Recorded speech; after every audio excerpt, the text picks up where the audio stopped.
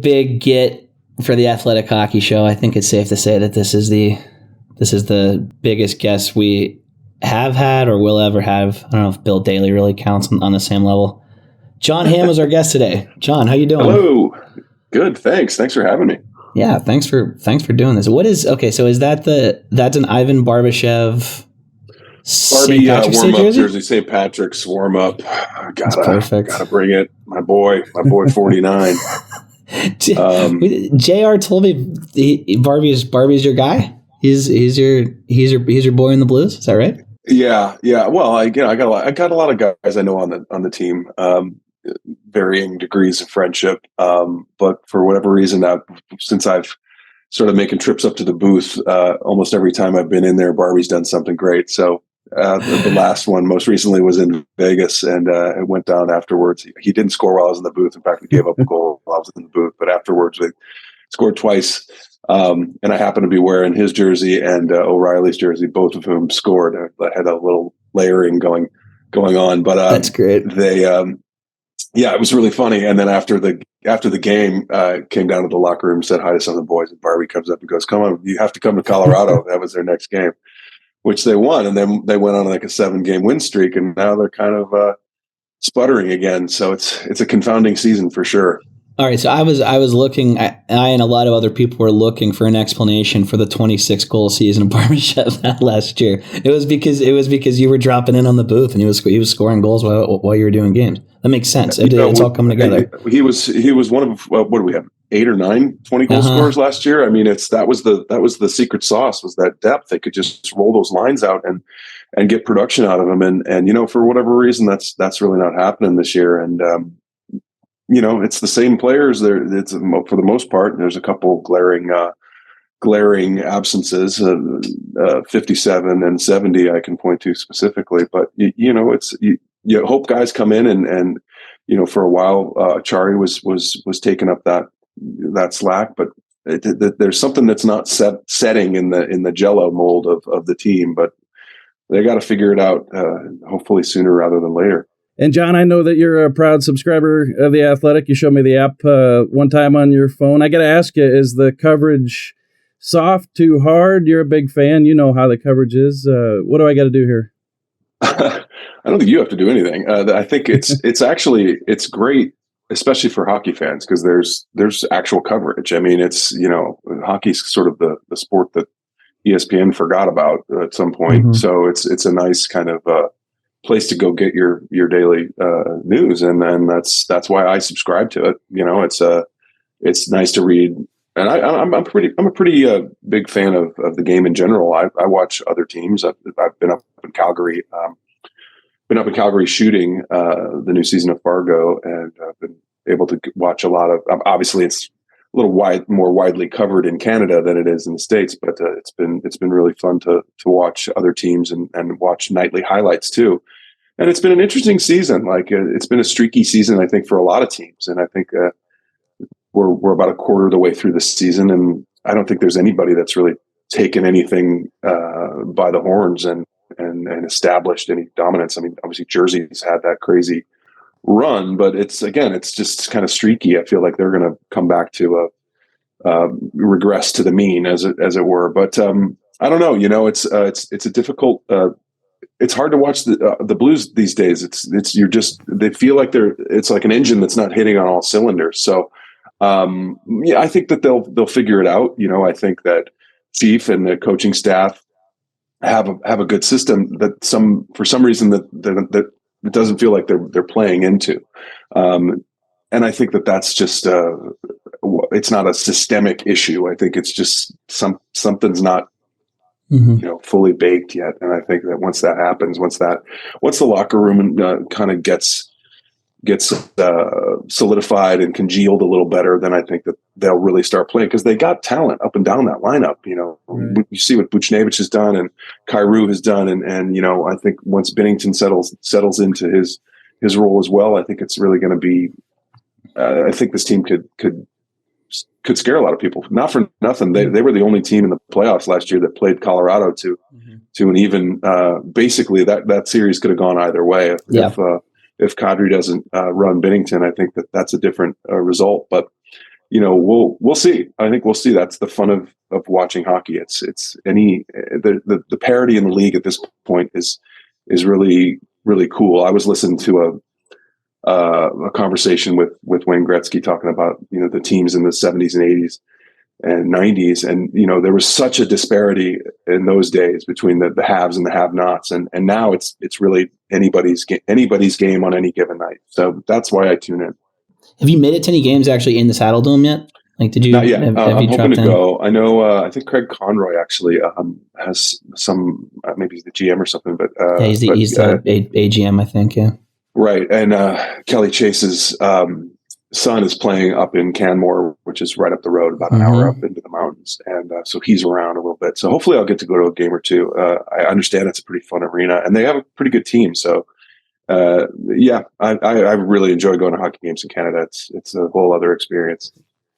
That's my favorite rink up there is that Saddle Dome. Yeah, the old Olympic. They built it for the Olympics, right? Yeah, yep. It's one of the only old ones that's left. Like most of them, for sure. Most of them have been phased out. We got to get like your review whenever you do make it to a game. You got to go up to like the gondola press box. It's like the hanging press box of death. Scary as hell, John. Don't do it. It scares the shit out of every writer. It's like I'm done missing because the Blues are going to be there in late December, and I'm going to miss the game because I'll be down here at home. So unfortunately, I'm off.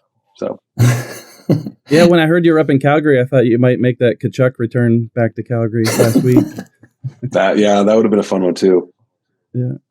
Can you just tell us what's going on with season 5 of Fargo? Can you spill the entire? I can't spill any beans. I can't spill any beans, but it's been really fun to work on so far, and it's a great show. I've been a fan since the first season. So when they asked me to be a part of it, I immediately said yes.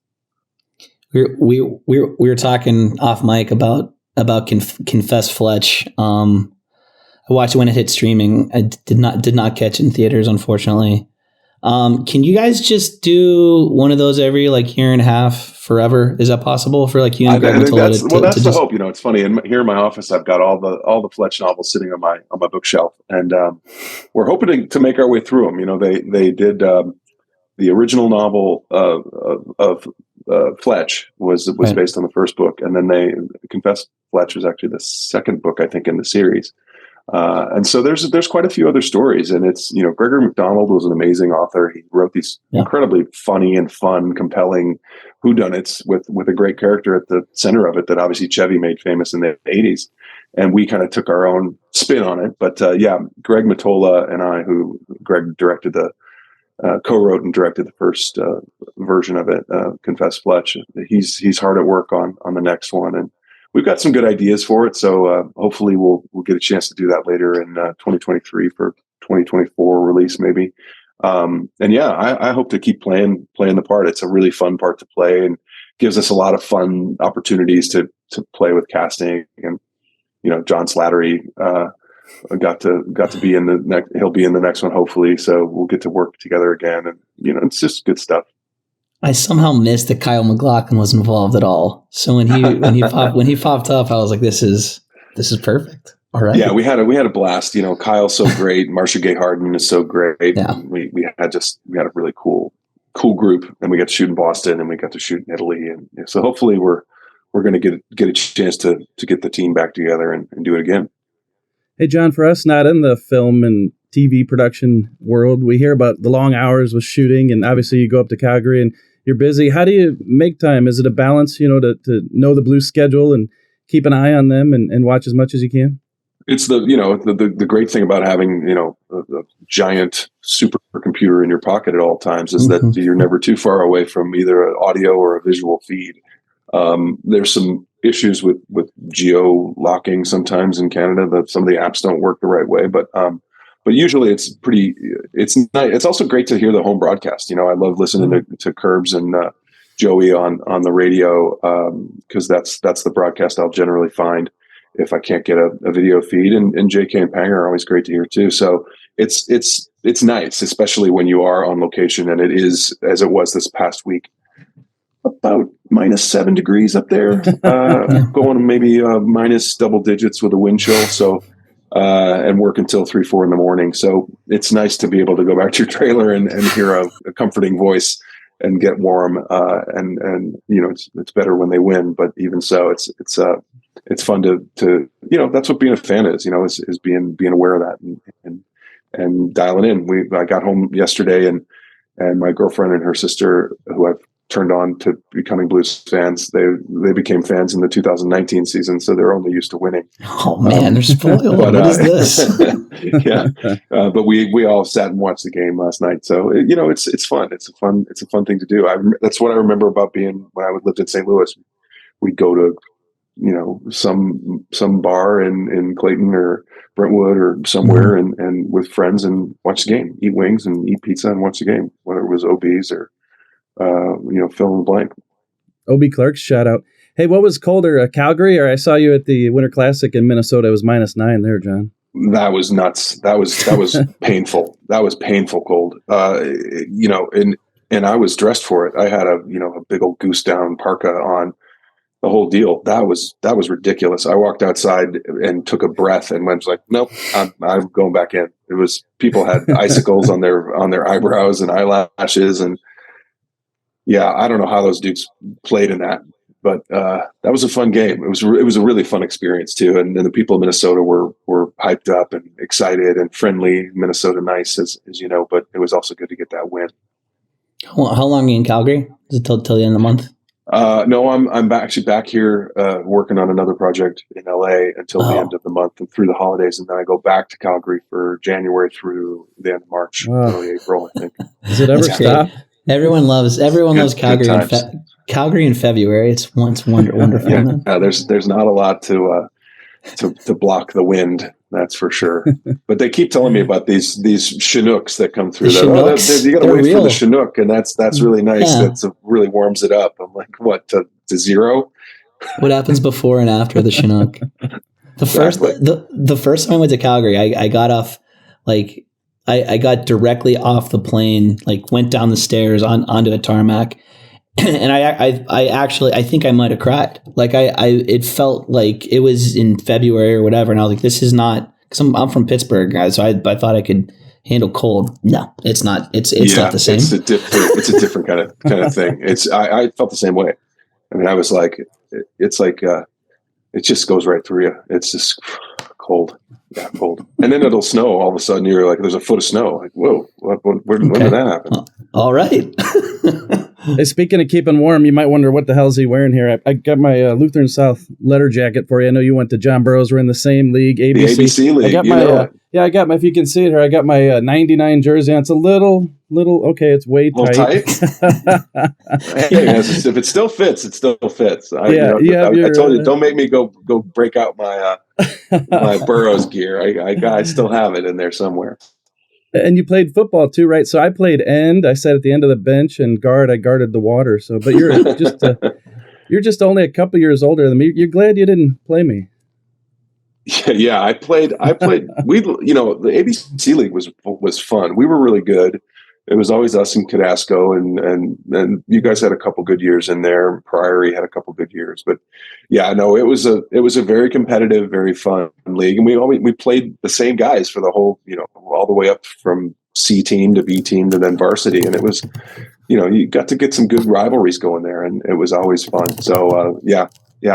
I look back on my time as a football player with two remembrances. One of fond remembrance, obviously, of fun and competition, all that stuff, but also just incredible gratitude that I never got injured, because that was, if we look back now on all the stuff in football, and you just think, whew, I dodged a bullet.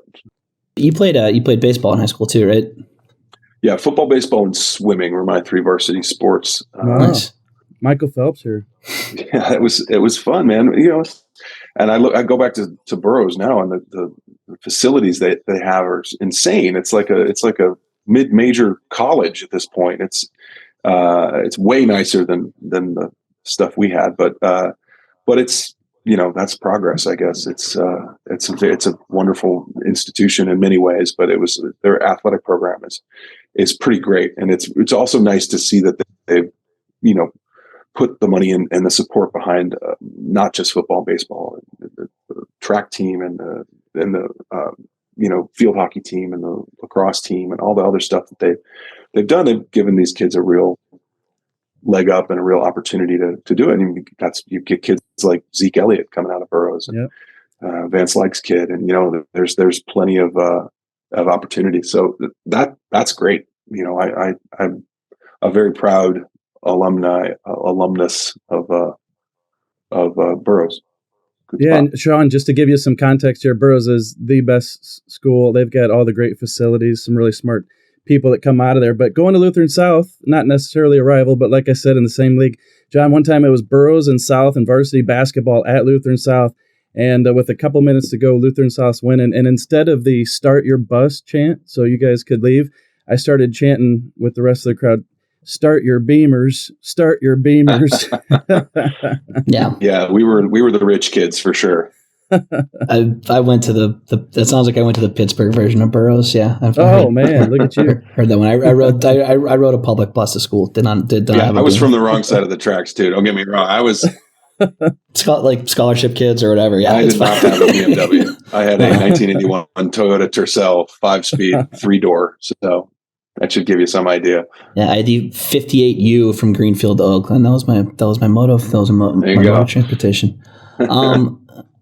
So I feel like it's an over-asked question at this point. Like seeing you do more comedy. I mean, I feel like Fletch in particular. Like, it's a long. I feel like it's a long time coming. The last few years, right? With seeing you be funny on like all the way in full on comedy, funny movies rather than just going on comedy bang bang or whatever. It's nice to be the lead in something. I've done my fair share of stuff, and whether it's Bridesmaids or 30 Rock or SNL or what have you. But it's nice to be the lead and to actually have some kind of creative input on the stuff that we're doing. And that was the really exciting opportunity that Fletch was able to give me, which was really to kind of put my own stamp on this character that obviously people know and love, and have the Chevy version is a seminal part of a lot of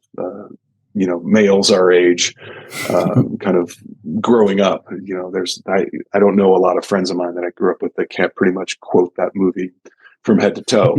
But we wanted to bring it to a new generation, and doing that means that if it was just doing a Chevy impression, then it wouldn't be a really fun experience. It's the idea was to really make it your own, and I was a big fan of the books, and Greg Mottola, who, like I mentioned, had directed the film, was as well, and we were just like, why don't we just do what they do in the books, and it ended up being a really fun, kind of whodunit. That's like, for whatever reason, I think with streaming and Netflix and all this stuff, people are kind of drawn to these fun mysteries, whether it's Glass Onion or Knives Out, what have you. I think that those movies really have a resonance, and that's telling those stories is fun. There's a reason that people like whodunits, and you even see it in like the Death on the Nile and the Kenneth Branagh ones that they're doing, which is its own kind of thing, but it's also fun. Like, I'd be one of those movies that looks like a blast,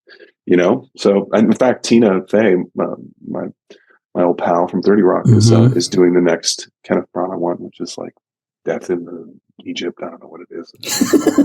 You got to get involved with get involved with that one too. Like whatever, those casts. Those casts are gigantic. There's gonna be like 40, plenty of room for an American. Hey John, I want to hit you with a couple quick things before we let you go here. First thing, Jordan Bennington, we had a laugh when you were in Vegas and you read the lineup. First of all, let me ask you, what was that like reading that Blues lineup that day? Oh, it was so cool. It was really kind of the team to ask me to do that, and the fact that I happened to be there. I think the team got a kick out of it. It's a really cool experience. You don't realize that getting ready for competition at that level is pretty serious. Obviously these guys, it's their livelihood, and so they take it seriously. They're not jacking around, and they're getting ready to make money, hopefully. And it was fun to inject a little levity. And again, like I said, I've known Jordan since he busted onto the scene. We celebrated the cup run together, and O'Reilly the same way, Schenner, Colton Parayko, a lot of those guys from that team I know pretty well, and I gotten to know some of the new guys as well. And it was really fun. It was a fun thing to be able to hang out after the game as well, especially because they won and they were coming off that terrible skid, and so it just felt really fun. And it was a nice thing for the team to do. Obviously you don't want to bring an outsider into that sort of sacred space really too often, but it was very cool. And I love Binner. He is a winner, and he knows, and he's a fiery competitor, as we saw last night. Yeah, Doug. Did you watch that? What were you watching last night?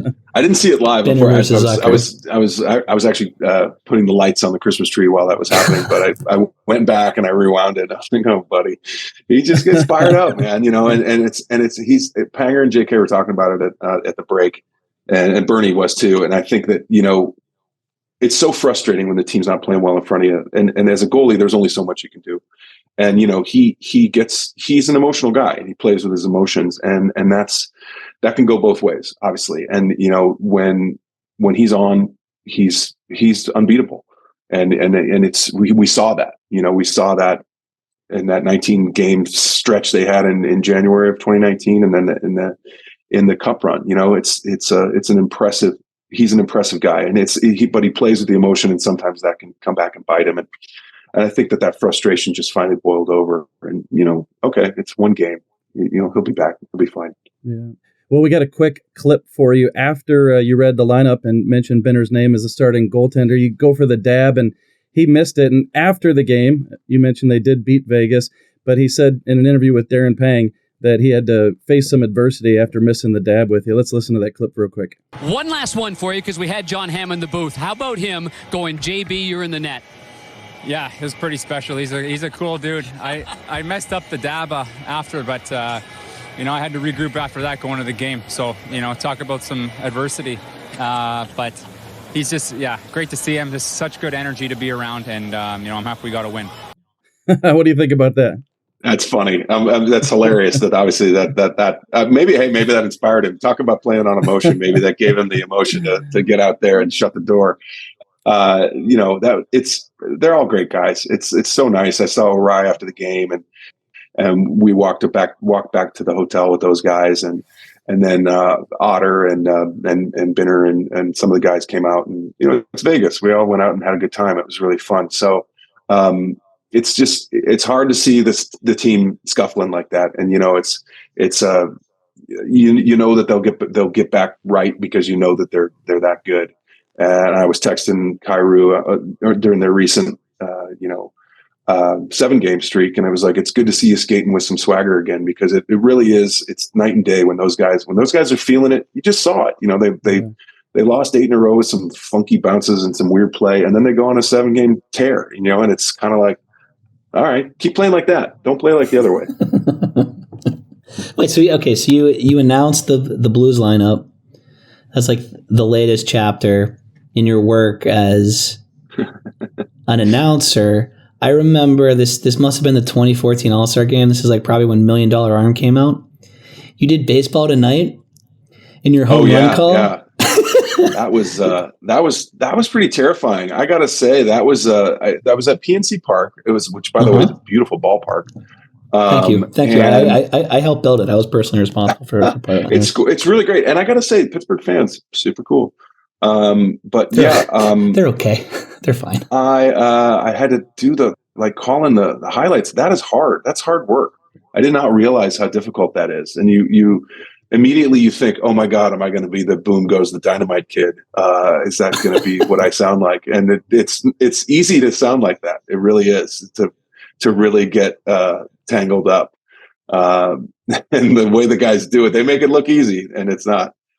We ported the signature home run call. The bye. But I say that like when we're playing golf. Barry Larkin. Dude. Barry Larkin was not having it. I was like, no, geez, all right. He no-sold you, Barry Larkin. Yeah, really. I was like, come on, Lark. Jeez. No, I say that when I'm like at the driving range or whatever. Yeah. If I connect with one, so it resonated with me personally. So thank you. God bless you. Thank you on behalf of me and my pulling on an friends. old chestnut. I appreciate it. Hey, John, we can't let you go without asking about this. A lot of news about Ottawa and Ryan Reynolds. Hollywood heartthrob could be owner in the NHL. What are your thoughts about that? Think it's possible? I know Ryan a little bit. He's got his fingers in a lot of pies. Good for him. Like I think he owns a cell phone company and a soccer team, and like, why not? I don't see why not. I certainly, if I had Ryan Reynolds money, I would look into it as well. But he got famous on network TV and then movies, and I got famous on basic cable. So it's there's a little bit of a disparity between the incomes. But no, God bless him. I think that's great. He's obviously a fan. I think he's a Vancouver guy, pretty sure. Yeah. But I would. That's owning a sports franchise has got to be one of the coolest experiences out there. Knowing the guys that I know that own them, they all seem to like it. So good for him. That was like exactly what Rob McElhenney said on the first episode of that show when they bought when they bought Wrexham. He was like, I have TV money. I needed superhero money. I needed cell phone company money. So exactly. I haven't seen that show yet, but I've seen some clips. It looks pretty cool. It's good. It's a quick one too. Engaging. I mean, it totally is. There's like 10 episodes or 12 episodes, but like you can skate through it. It's a lot of fun. And again, it'll help you prepare for whenever you are involved with the Blues ownership group in 15 or 20 years. Getting Tom Summons group. Exactly. Well, someday. Yeah. Thanks a lot, John. Yeah. Thanks for the time, man. Boys, thank you. Thanks for talking with me. I appreciate it. And let's go Blues.